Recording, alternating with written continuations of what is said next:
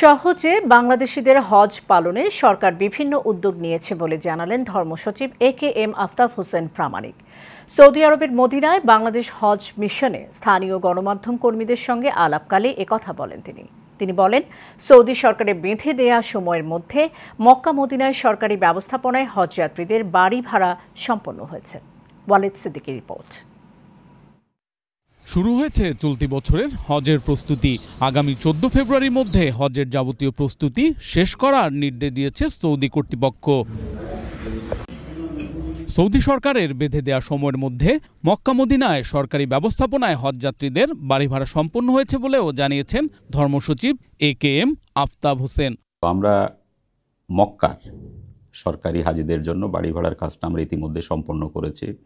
6টা বাড়ি আমরা নির্বাচন করেছি। মদিনায় বাংলাদেশ হজ মিশনে স্থানীয় গণমাধ্যম কর্মীদের সঙ্গে আলাপকালে আফতাব হোসেন বলেন, হজ একটি দ্বিরাষ্ট্রিক বিষয়, তবে নীতি নির্ধারণ ও সার্বিক বিষয়ে সমন্বয়ের ক্ষেত্রে সৌদি আরব মুখ্য ভূমিকা পালন করে থাকে। হজ একটি দ্বিরাষ্ট্রীয় বিষয়।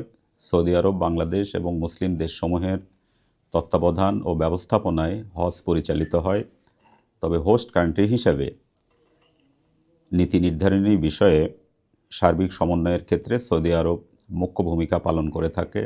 সরকারি ব্যবস্থাপনায় বাড়ি ভাড়া সম্পন্ন হলেও বেশিরভাগ বেসরকারি হজ এজেন্সিগুলো এখনও নির্দেশনা পালন না করায় সংশয় দেখা দিয়েছে সুষ্ঠু হজ ব্যবস্থাপনায়। বাংলাদেশ থেকে প্রাইভেট ব্যবস্থাপনায় যে 81,900 জন হজযাত্রী আসবেন, হজ এজেন্সিগুলোর বেশিরভাগ হজ এজেন্সি এখনও প্রয়োজনীয় সেবা চুক্তি তারা সম্পন্ন করে নাই।